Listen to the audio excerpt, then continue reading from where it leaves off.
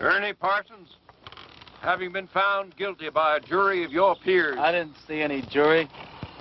Well, they was around. Anyway, what difference does it make? You gunned down Wendy Jones, and he was one of our most beloved and respected citizens. I heard he was the town drunk. Well, now that he's dead, he's one of our most beloved and respected citizens. I don't care who he was. I didn't kill him. You've got the right to hear a few words from a preacher. Unfortunately, our preacher's out of town, but luckily, we got Farley Millard here, and he's a feed and grain salesman, and he owns a Bible. No, thanks. Now, what does that mean? I don't want any feed and grain salesman praying over me. I don't want anyone praying over me. I don't believe in that stuff. You ready, Max? Oh.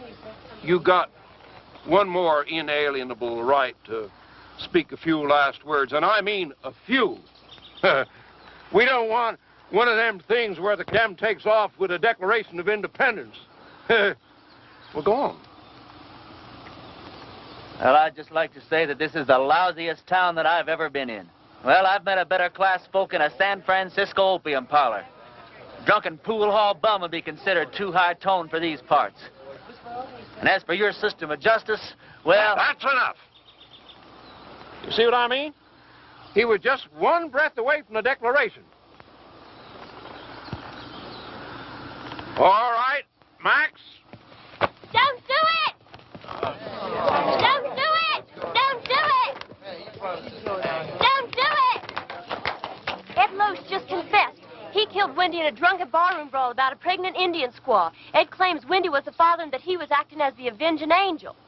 Wendy was going to be the father or something? That's what Ed says. All right. Untie him. Give him his gun.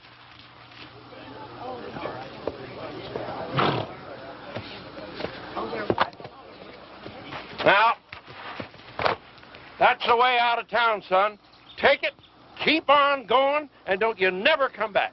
You heard her. I'm not guilty. Even so, we don't want no fast guns in this town. Fast guns right alongside with lepers in this law-abiding community. Can I ride back to town long enough to get some food? That's the way out, son. Don't press your luck.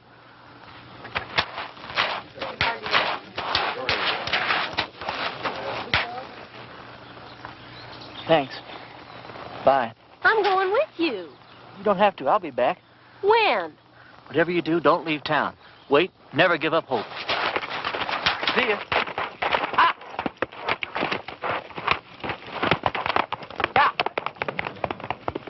Well, if I'd have known he was going to act like that, I never would have lied for him. Lied? What? You would have never... What?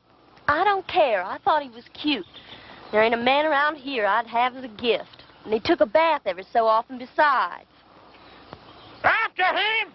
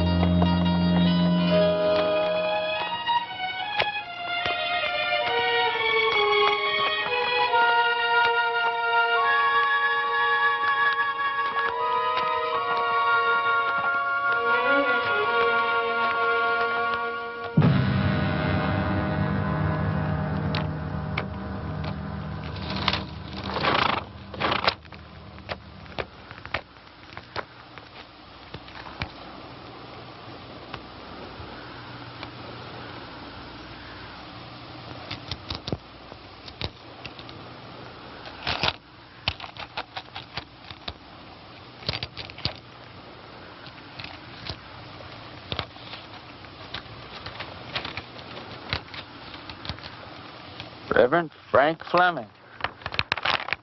Yeah, pleased to know you, Frank. Dear Reverend, everybody in Castle Walk is real excited about you coming here. We ain't had a preacher here in over 3 years. When our last one left in such a hurry, he didn't even say goodbye. He was a pious man, but he had a yellow streak down his back. We're all looking forward to meeting you for the first time.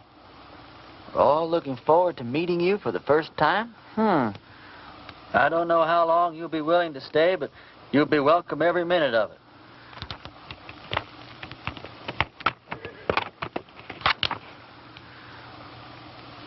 Here's the preacher's horse.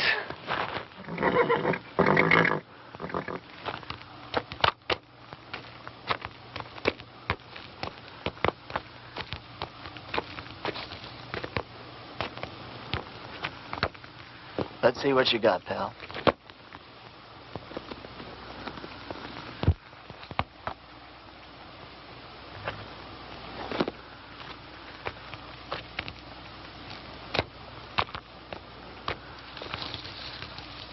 Frank, if ever I catch the guy who did you in, I'll take care of him for you. In the meantime, I'm going to need your clothes and your horse. I got a posse after me for something I didn't do.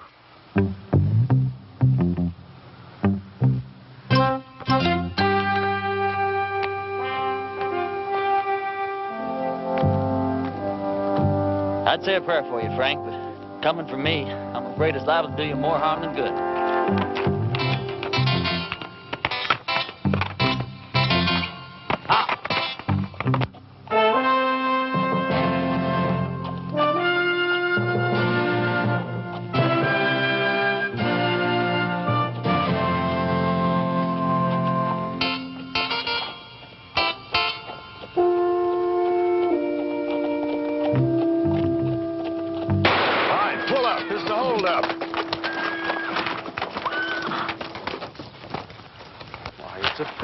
Percy? Sorry about that there, Parson, but we're a little too far off to catch that there caller. Is there anything we can do for you, Reverend? Either of you boys ever heard of a town called Castle Walk? Why, yeah, it's in Arizona. Sure ain't much of a town, though. How far is it from here? Oh, about 150 miles. It's over yonder in that direction. How's your church attendance been lately, boys? You boys see that branch over there? Yes, sir.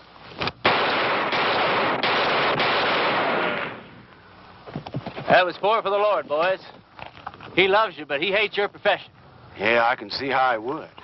I want you boys to go and sin no more. We surely won't, Parson. As soon as we can afford not to. Preacher, you being so good with that gun and all, how come you didn't just kill us as we was riding up here? Because you boys are children of the Lord, just as much as I am.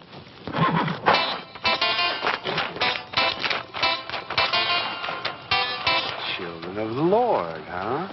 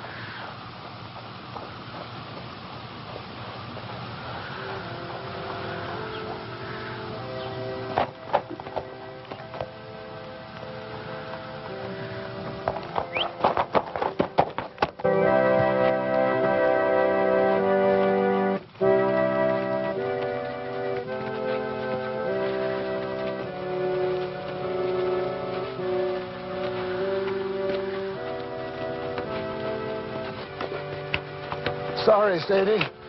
Didn't have the time to dig it no deeper. Well, I guess we better just put him in the ground and get it over with. All right. Without even a few words? Mr. Ross didn't say nothing about no words. Said we could have a burying. Mr. Ross didn't say nothing about no words. Christian man. You can't just bury him like a wild dog. Can't we stand up to Mr. Ross just this once? You're leaving here after the burial. We got to stay here and live with him. All right, let's get going.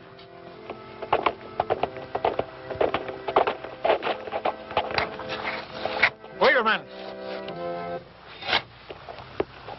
Is it one of Mr. Ross' men? Looks like a preacher. Well, what do we do now? And I wrote him myself not to come.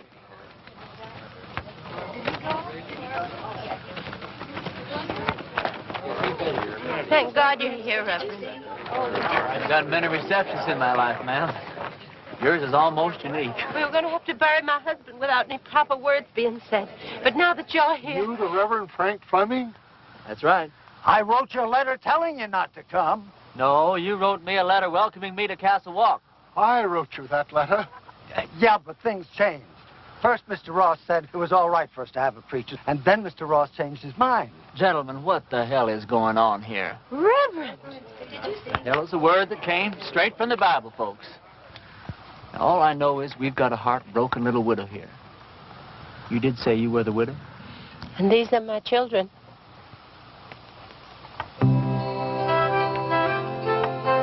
That's a child? She's 18.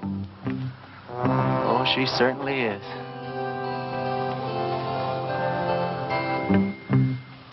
Well, first order of business as I see it is to get this poor man put decently into the ground. Oh, thank you, Reverend.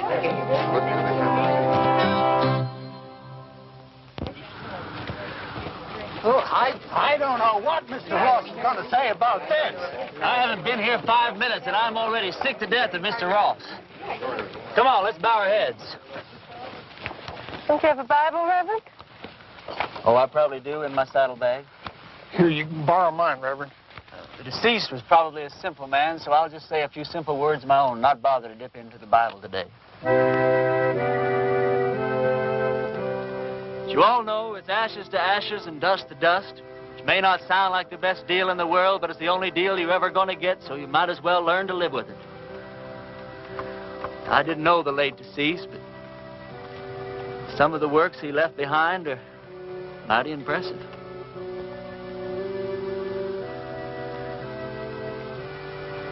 Well, what did he die of? He was shot in the back.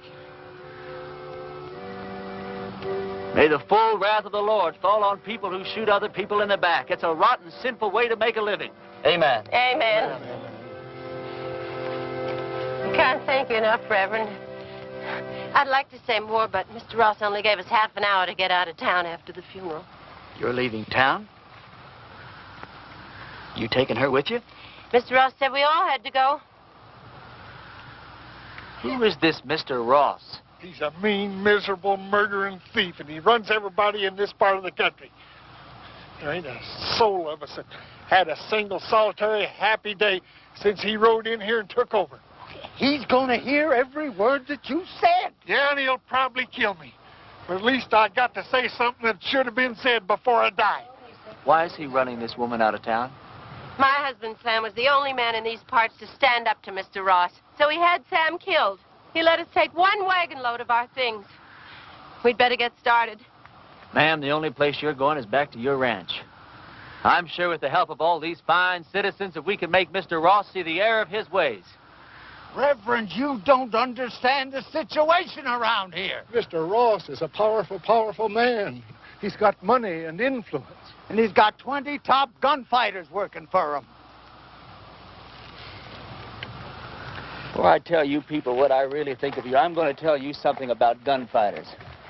Now, Ross doesn't have 20 top gunfighters working for him because there ain't 20 top gunfighters in the whole U.S. of A. Now, what Ross probably does have is about 15 cowboys that wear guns for ornaments. They do just fine at shooting up a saloon or making some terrified dude dance a little jig. Ross has probably got about 3 men who are pretty good at getting their guns out of their holsters, but no good at hitting anything once they do. Which leaves about 2 or 3 men that might honestly be called gunfighters. Not top gunfighters. More like second or third raters. So you see, you folks have been letting yourselves be rousted around by a bunch of two-bit yahoos. How come you know so much about gunfighters, Reverend? The Lord's work takes one to many places in many climes. Matthew 31. There ain't no Matthew 31. Well, there ought to be. Widow, I want you and your family to get in the wagon. I'm going to drive you home. You're going to sit next to me. Oh, I don't know, Reverend. Ma'am, you don't look like the kind of woman that would back away from a little fight. Where's your faith? My faith is in good shape, Reverend. And if you're willing to take the risk, so are we. Get in the wagon, kids. Us and the Reverend are going home.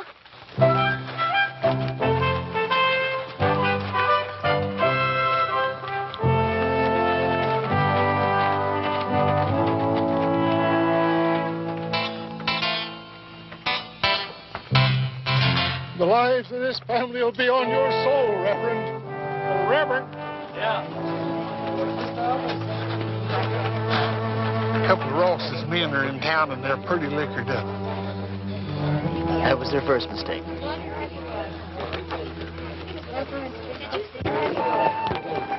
You ride my horse, son. Okay.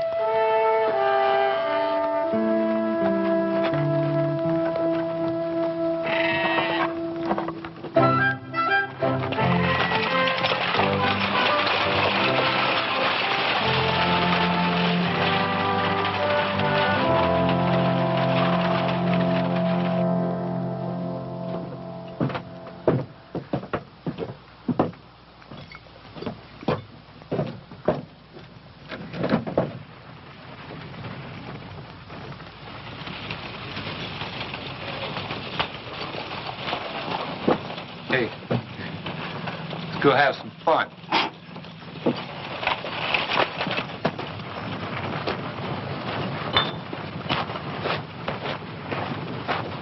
Remember the children, Reverend.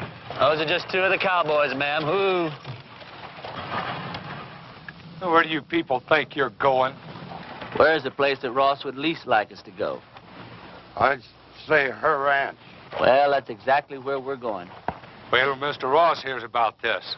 Mr. Ross is a skunk of doubtful parentage. Mr. Ross is so low he could walk under a rattlesnake's belly wearing a high hat. And that's what I think of Mr. Ross without ever having met the man. Now, that was indecisive, cowboy. Could have very easily cost you your all-important life.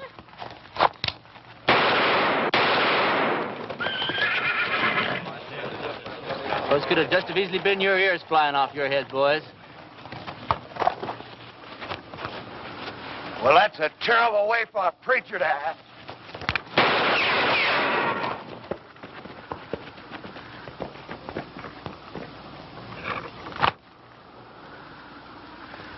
The Lord wants someone to move. He wants them to move.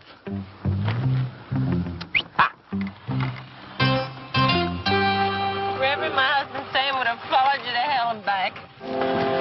Don't talk about hell to a sinner, ma'am. You're a sinner? Yeah, we're all sinners. About to be.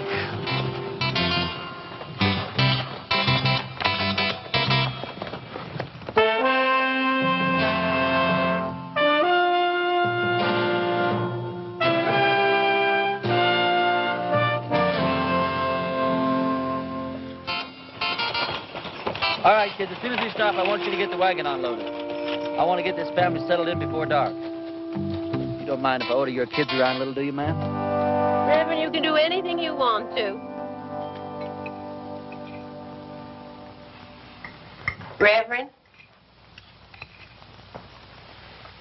Reverend? Oh, yes, ma'am. Reverend, this hole in the back of your coat, it looks like a bullet hole. Well, that'd be my guess, ma'am. You guessed? How could a man be shot in the back and not know it? Well, I was carrying that coat over my arm when the shooting took place.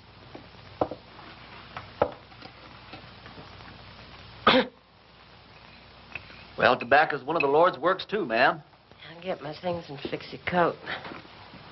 Do you think Mr. Ross and his men are going to come down and get us tonight? No, not tonight, honey. I'd imagine that Sunday in church would be where he makes his first play. Aren't you scared at all? Oh, I'm scared, all right, Sally. But not the kind of scare that'd make me knuckle under to the likes of that Ross.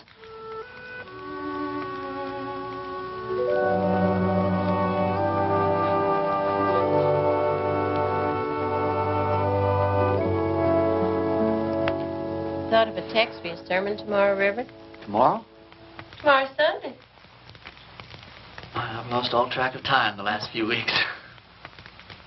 What do you think I ought to preach about? I thought you said the sin of cowardice. Yeah, that's not bad either. Thought you probably had some favorite passage from the Bible to illustrate your point. Oh, I do. Several of them, as a matter of fact. But what's your favorite passage from the Bible that would illustrate that point, man? I think it would be Luke 12. Christ says, do you think I have come to give peace on earth? I came to cast fire upon the earth, and would it were already kindled. It says that in the Bible? Well, I told you, Luke 12. Oh, Luke 12. Yeah, that Luke, he really knew how to turn a phrase, didn't he?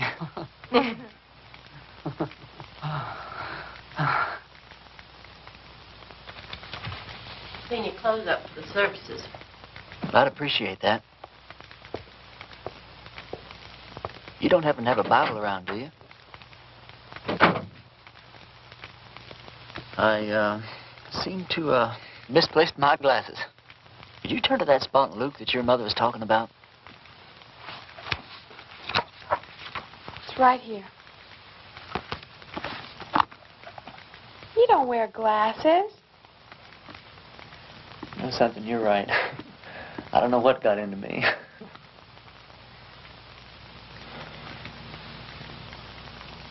Well, good night.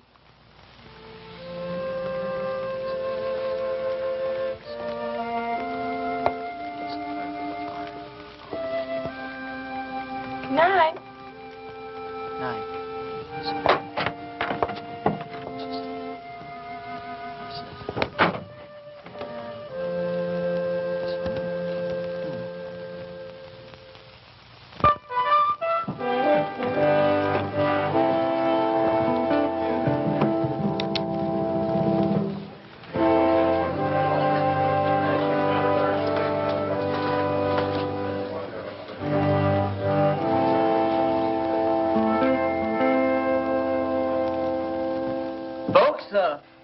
I'm going to read you from Matthew chapter 10 and verse 34. Although Luke says pretty much the same thing in his 12. Think not that I am come to send peace on earth. I came not to send peace, but a sword. Now, I don't know what that means to you, but I know what it means to me. It means that while God loves peace, when the occasion arises, He's not reluctant to use the sword. Matter of fact, when the occasion calls for it, He might become downright irritated if you don't use the sword, or the gun, or the rope, or whatever's handy.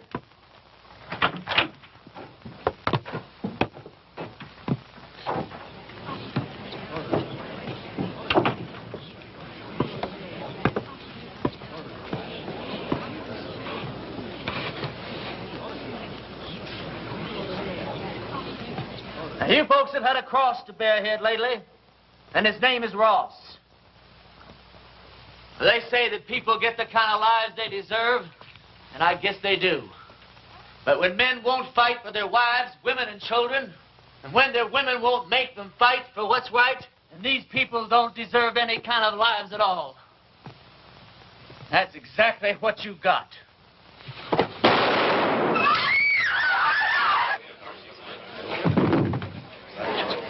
Get his gun.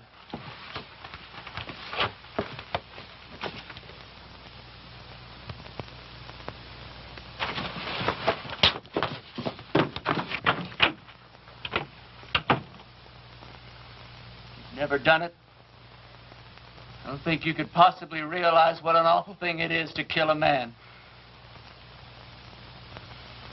I don't know who God must be mad at the most. That man for wasting his life at the order of some tin-horn dictator. Me for having to do this thing in his own house. You people for having quit before the fight even got started. I haven't got the heart for any more church today, that's all.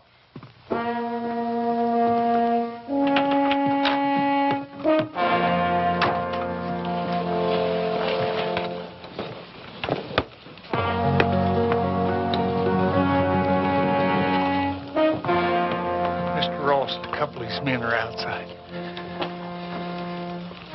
Take care of yourself, son. Every second.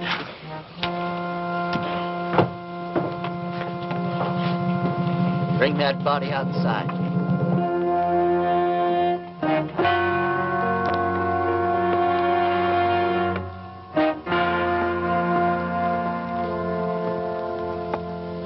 You've had a couple of fun days here, preacher. Well, I tell you, Ross, The name is Mr. Ross. The name was Mr. Ross. Now, you hear me good, Ross. Either those two men go for their guns. I'm going to go for you first. I think I can take him, Mr. Ross. Don't think. Here's your chance, boys. Either you holding any grudges against him, draw on me, and I'll kill him for you. If we go together, we can get him. Before or after he killed me. You don't look all that fast to me. Shut up.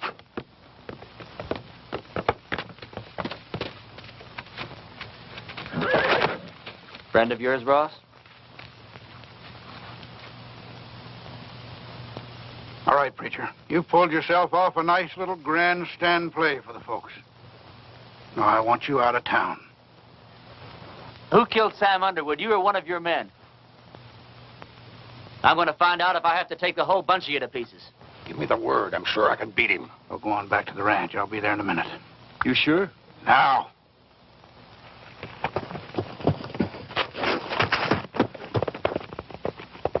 That's the way I like it. Man to man. Do I make the first play or do you?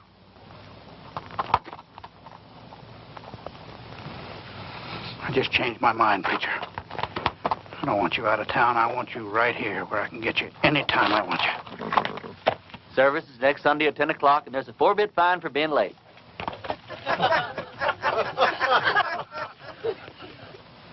You wouldn't shoot me in the back, would you, preacher? Like that.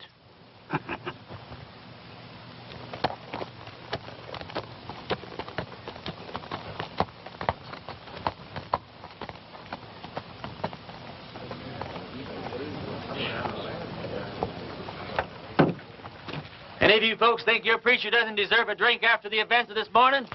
Well, we just don't believe in the same God, that's all. Some of you boys plan him, will you? Don't you feel a little strange having a drink with your preacher on a Sunday morning? No. How come? You know, about 10 or 12 years ago, I took a trip up to Cheyenne. I come across this altercation between a 19-year-old kid and one of the top gunslingers in that part of the country at that time. This kid, he didn't want no part of the fight, but this gunny was drunk. And he kept at it, and finally the kid had to go for his gun or get blasted right there in his tracks. It was plumb pitiful. How? This kid was the fastest thing I ever seen.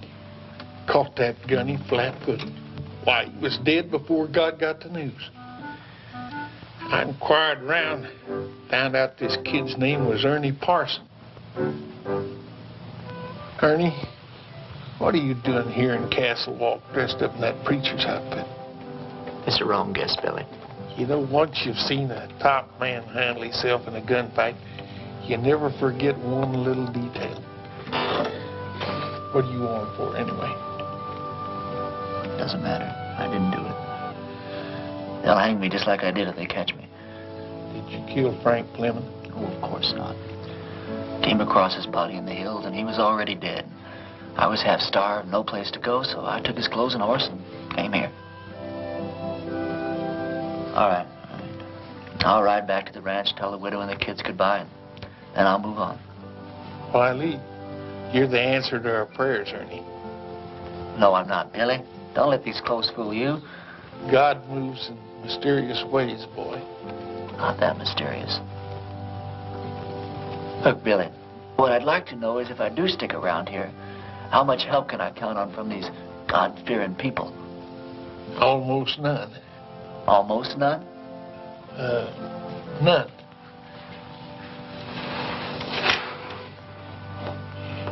Which is just God moving in his mysterious way to get me killed. God will smite the sinners of Castle Walk just as surely as he smote the Philistines. Smote. For the time is at hand when you will hear of wars and rumors of wars. Be not afraid, for this must first take place. Nations will rise against nations, and kingdoms against kingdoms. Not a head on your hair, or a hair on your head will perish. And I quote Luke chapter 21, verse...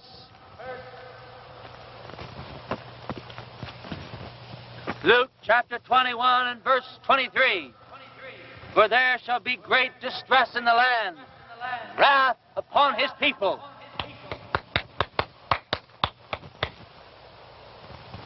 I brought you some lunch. I didn't know preachers had to practice.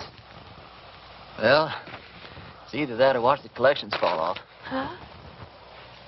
Oh, that's a real bad joke I stole from the Methodists.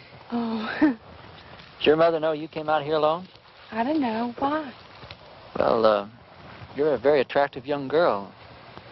Almost too young, as a matter of fact. Most of the girls around here are married by the time they're 13 or 14. 13, huh? Well, I'll have to look into that. Why? They're the lucky ones.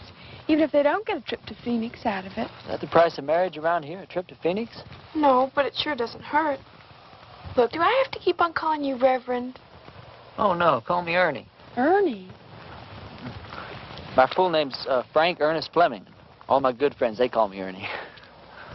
Is there anything in your faith against marriage? No, not in my faith.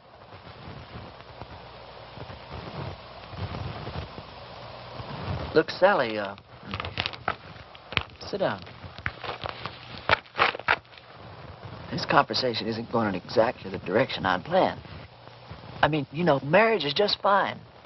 I was real glad that my parents believed in it.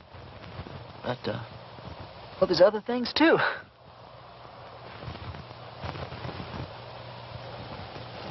You don't know what I'm talking about, do you? I know what you're talking about. Let's see. What's the matter? Oh, it's these clothes and this collar. It's just, I'm not going to get anywhere dressed like this. I don't see that it makes much difference. You would if you were dressed like a nun. It's just the wrong outfit for what I had in mind.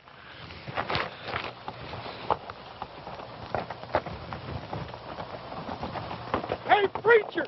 I gotta talk to you! Hi, Sal. Hi. It's real important.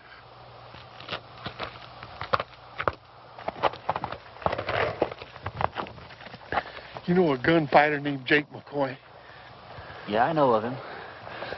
He's in town, My blessings on him. and he's working for Ross. Is he really good? Yeah, he's the best. You can take him, can't you?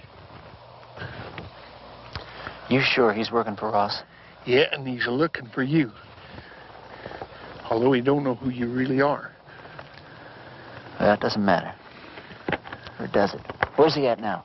Well, he's at the men's saloon when I left town.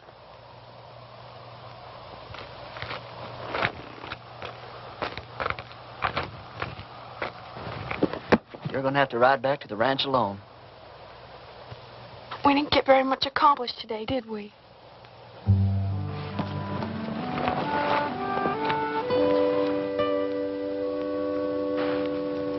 Can't you just feel the ice breaking all around us?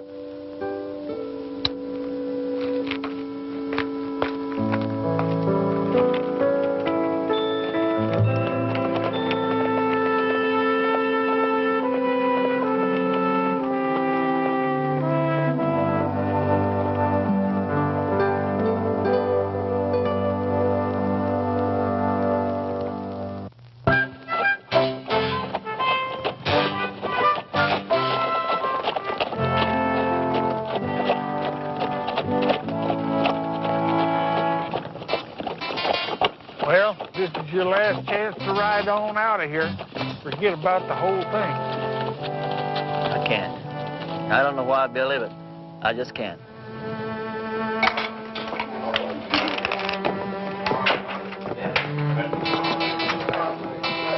him over yonder by the table.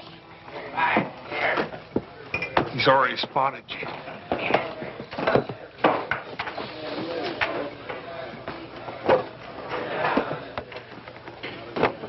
Hello, Jake.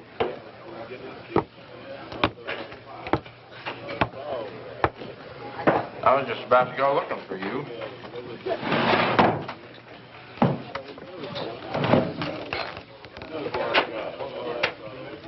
You ever run into Ernie Parsons anymore?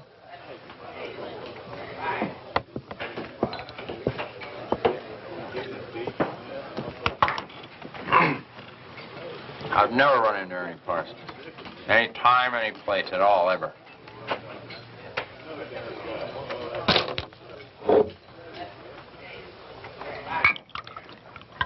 You have now. You?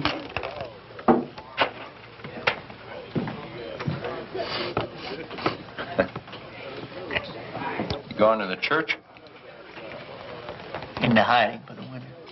Oh. I always heard you were kind of smart. I never heard that about you.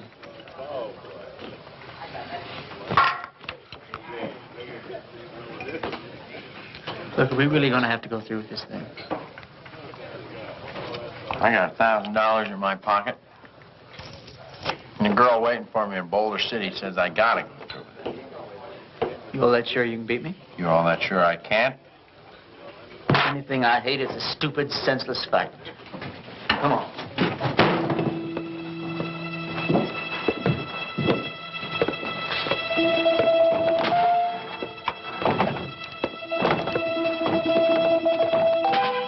Well, how do you want to do this? Billy, when we get in position, flip a coin. When it hits the ground, we go for our guns, all right? All right. Jake, one of us is going to die, and it's not going to prove a thing. Sure it is, Ernie. It's going to prove which one of us is a fool to call himself a gunfighter.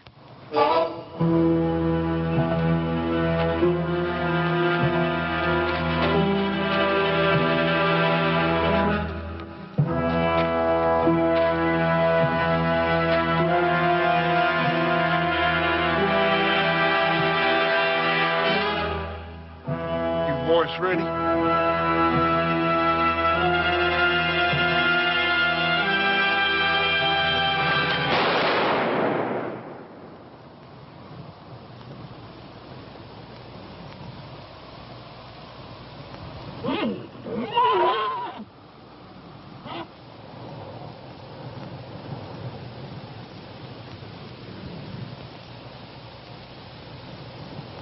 Are you hit? You?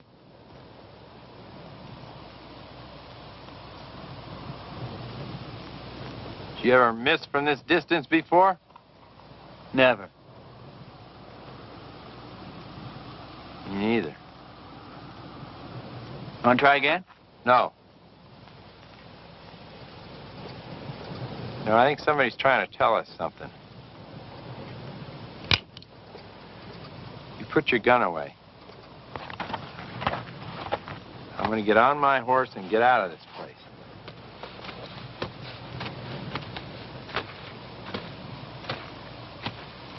I beat you. You know that, don't you? Oh, no, you didn't. And you know dang well you did, Jake. You going to give Ross his $1,000 back? No, I'm late for my date.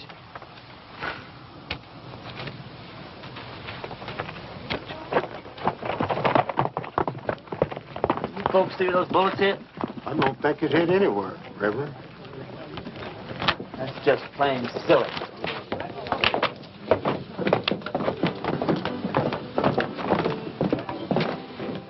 Hold on.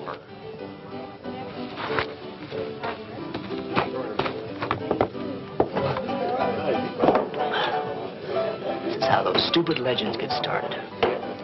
Jake and I have an off day in a gunfight. Miss each other. Wish there could be 1,000 explanations. It's because a bunch of rummies standing around don't see where the bullets hit. All of a sudden, you've got the miracle of Castle Wolf. Now, this whole miserable little town's going to think that God's on their side. Well, you got me convinced, son. But somehow or other, I just hardly believe that you convinced yourself. Now, let me point out a couple of things to you. Like what? Well, for instance, you're back yonder in that town and they're about to hang you. And right at the last minute, in rides this gal and saves your neck. She and I had been fooling around a little bit. All right. Well, then you're out there in the brush. Posses are chasing you. Then all of a sudden you come across this here preacher's body. You find this letter that brings you right here to this here town. Supposed to lead him. Yeah, but you was the one that wound up here. Right here where you're needed more than anybody's ever been needed before. Now, do all this make you want to stop and think just a little bit, boy? No.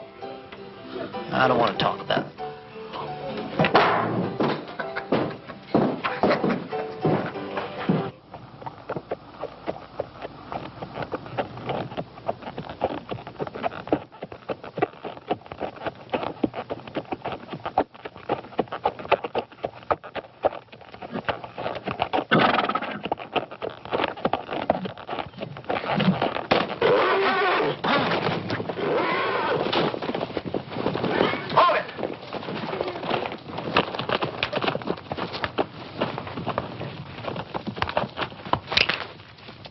You should have listened to me when I told you to get out of town. You shouldn't have backed down in front of me the other morning either. Now, this whole town's going to have the idea that you're just a little less than the tin god you pretended to be. Just tell me one thing. What really happened between you and Jake McCoy? I chased that bum out of town. And he's not going to give you your $1,000 back either. He said to tell you that's the price he charges for shaking hands with scum like you. Get on with it. Prayer man, you drop that rope real slow.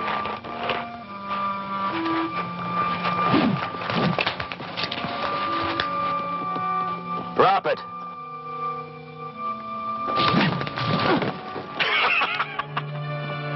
You ain't getting out of town fast enough, preacher.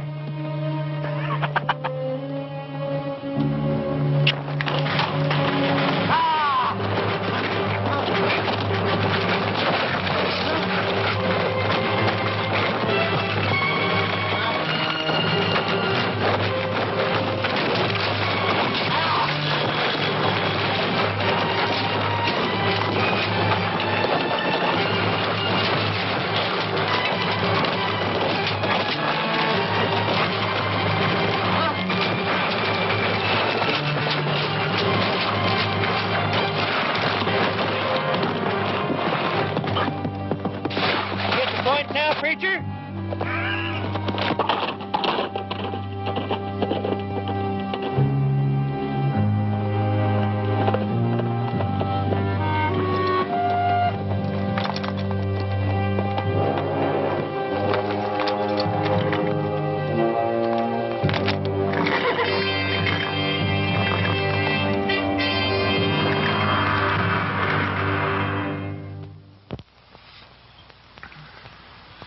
You're in the bunkhouse of our ranch.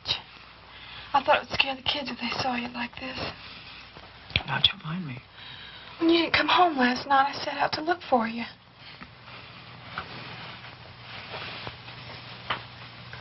You stripped me down? I'm a ranch girl with brothers. Don't make a big thing out of it. You're something brand new in my life, Sally. Are you strong enough to get up and get dressed and get out of here? Doesn't matter whether I am or not, I've got to do it. You turn your back, Sal. I'm not as advanced in my thinking as you are. Will I ever see you again? Sure, why not? I'm not going far. Well, you have to. When they don't get your body, Mr. Ross will never stop until they find you. Yeah, this is the first place he'll look. I want you and the kids to go out and dig a grave. Put some kind of a marker on it with my name. Tell Ross you found my body and buried it in the hills. Can I turn around now? Sure. Sally, I don't want anyone to know that I'm alive. I want it to come as a horrible shock to Ross. I want to start giving him trouble in ways he never dreamed of. I'm going to need plenty of food, water, and ammunition. I'll get you everything you need. Where will you go? I'll hide out in the hills for a while. Well, Ernie, in this part of the country, if a girl undresses a man, it's customary for the man to make an honest woman out of her.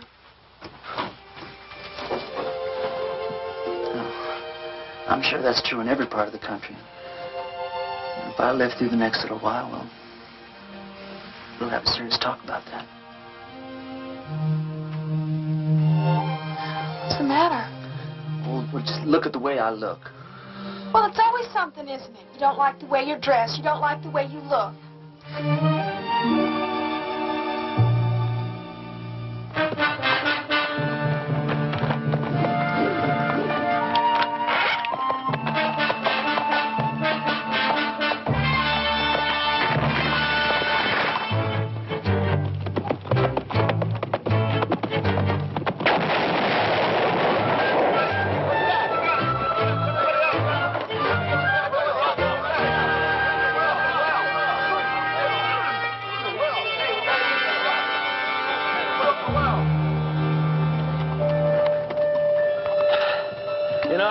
There's a bunch of outlaws operating up in these hills.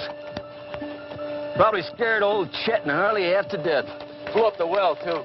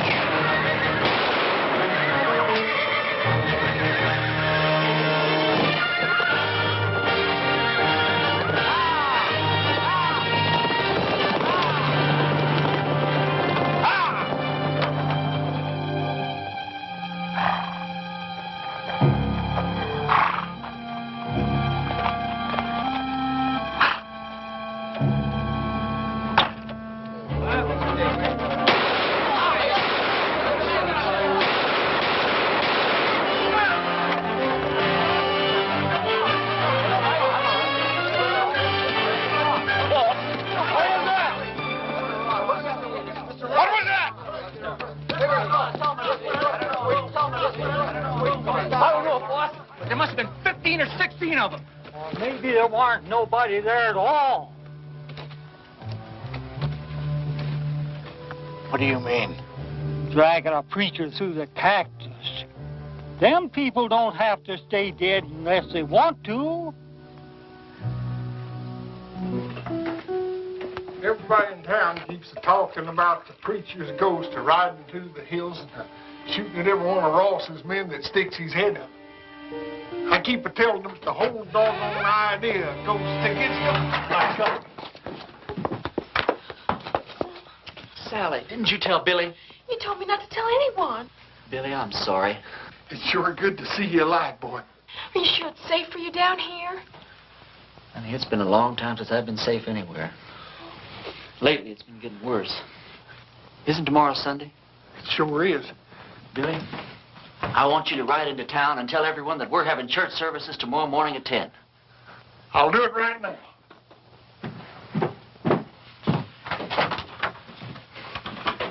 Sally told you our plans, ma'am? Yeah. You have any objections? No. Ma'am, has it occurred to you that, well, Sally's liable to end up one of the youngest widows in these parts? Mary Mert's only 14 and she's been a widow 2 years. Besides Mary Mert. No, Grace Dorothy only been married a week and a half when her husband fell down a mine shaft. You know how old she is. Sally, could we take a walk outside? Excuse us, ma'am. Sally, the reason I brought you out here is, well, one of the reasons. If we're going to be husband and wife, then you've got a right to be in on the decisions that affect the both of us. You understand? Now, if I stay here and fight it out with Ross and his men, the chances are very good that I'll be killed. But on the other hand, we could leave here tonight, get married the very first town we come to, go someplace we both like and settle down and just have a wonderful life for ourselves. It's all up to you, Sally. You just say the word. Well, Mom always said never throw yourself in between a man and what he thinks he's got to do. Well, I won't kid you, Sally. I'm a little disappointed in that answer. No, it's all right. I got the strangest feeling that I've been pointed straight toward this shootout ever since the day I was born. There wasn't a thing in the world I could do about it. Billy says it's God moving in his mysterious way. Me? Well, I just don't know. You very religious, Sally? Why do men have to talk and talk? Can't you be quiet and get on with what you're supposed to be doing? Yes, ma'am.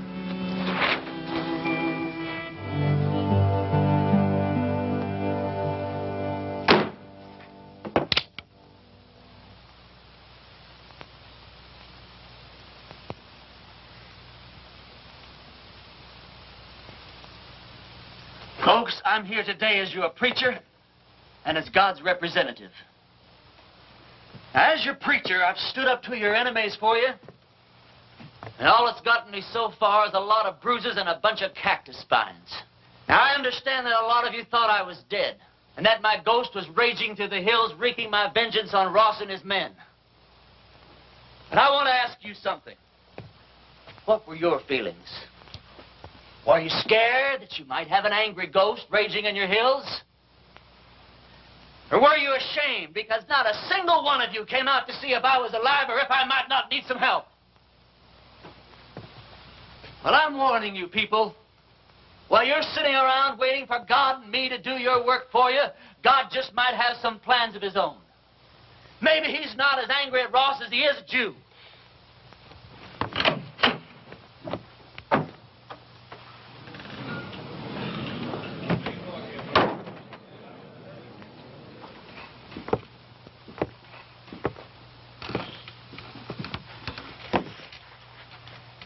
I'm not armed.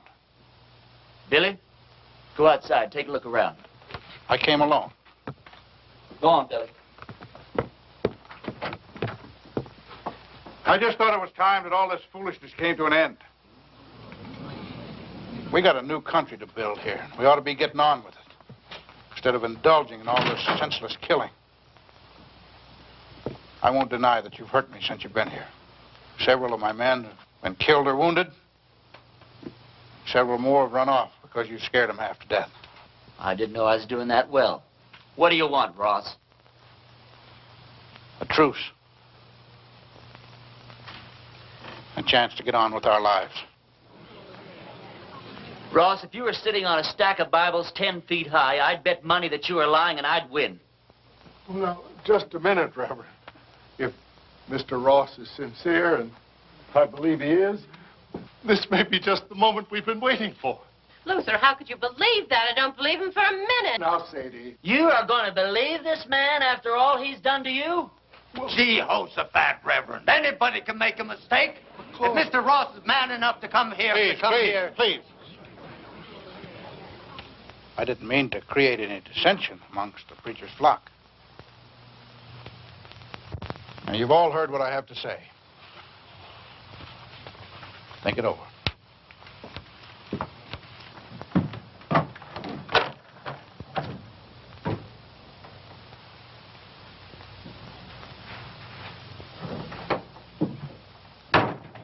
Well, I think we ought to accept the proposition. Well, I think you're right.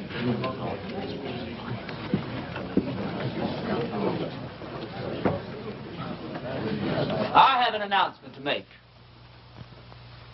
Miss Sally Underwood and I are going to be married tomorrow morning at 11. You're all invited. I don't know. The second the ceremony is over, my wife and I will be leaving this God-forsaken town for good. The ceremony won't take place here in the church. It'll be at the Mint Saloon. You can say what you want about those people at the Mint, but they know why they're there and they do something about it.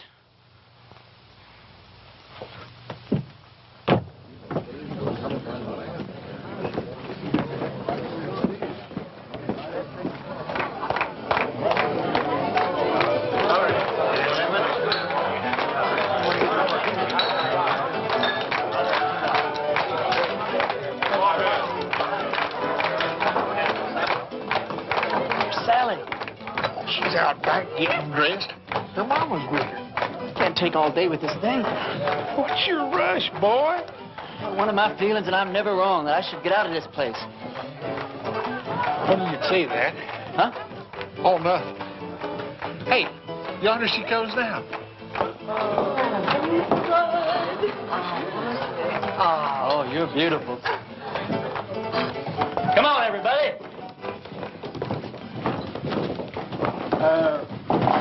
Don't you get the feeling that maybe something's missing here? I mean, who's going to perform the ceremony? You're the only preacher around here.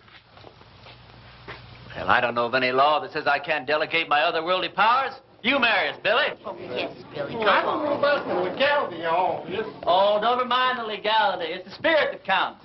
Well, Now, I take Sally to be my wedded wife.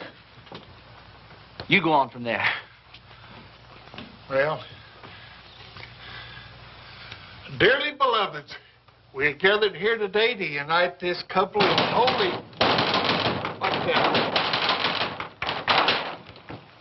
Reverend, you were right. Ross and his men have bypassed the town, and they're circling around, and they're coming in that way. Please let us down again.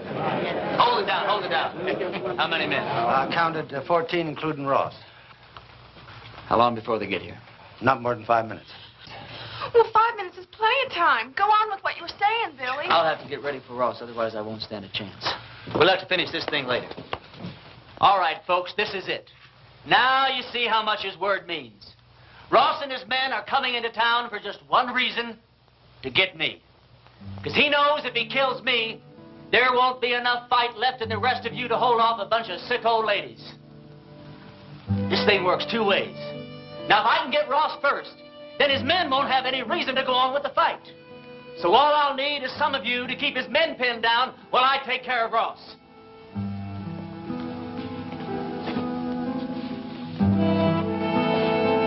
But the women and the children... You don't even have to come out in the open. You can shoot from the windows or from the roofs. You don't even have to hit anything. Just shoot fast and make a lot of noise, but keep his men pinned down.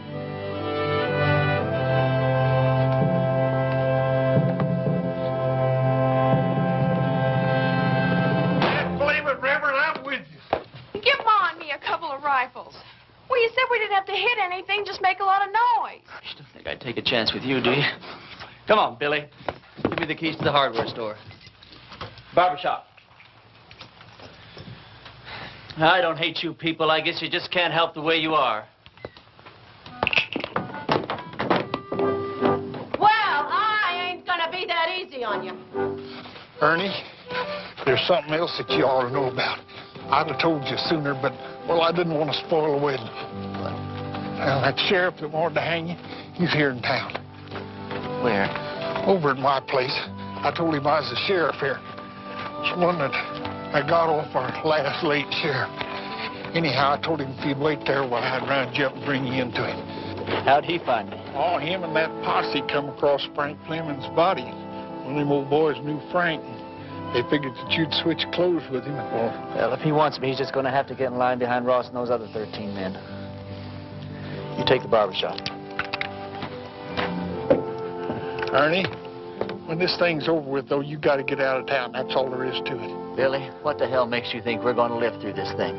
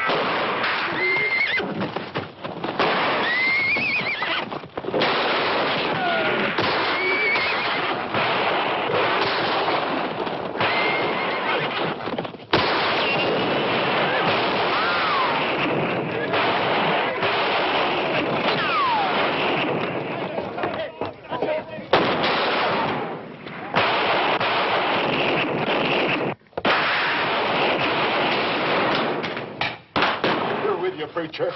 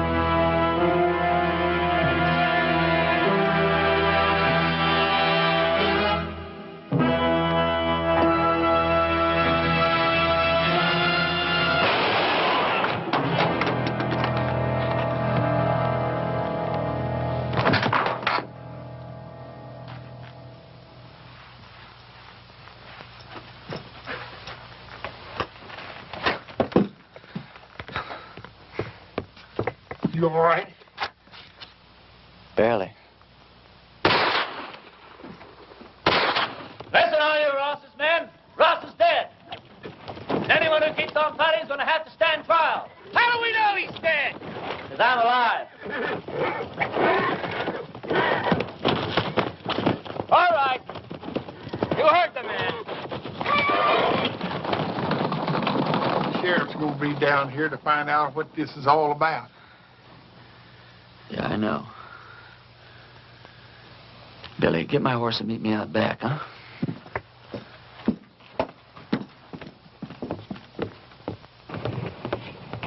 Go over to the men's saloon and tell Sally to meet me back at the ranch.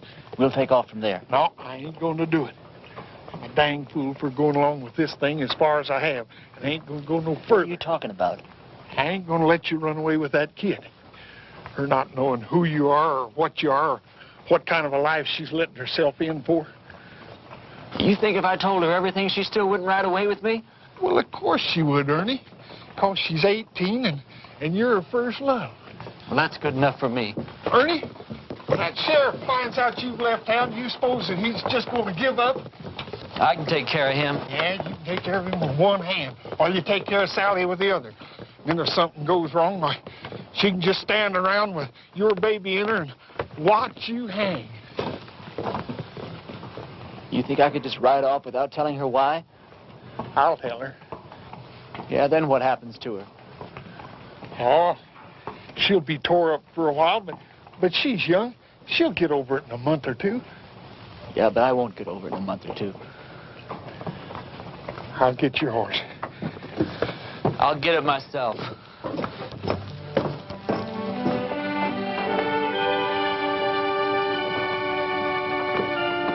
Ernie,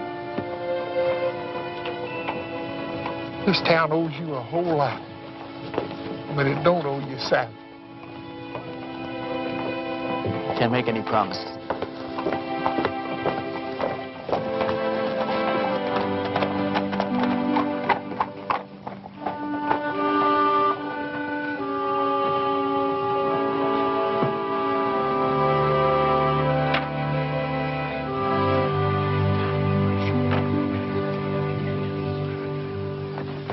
He's all right. He's not hurt, and he'll be here any minute.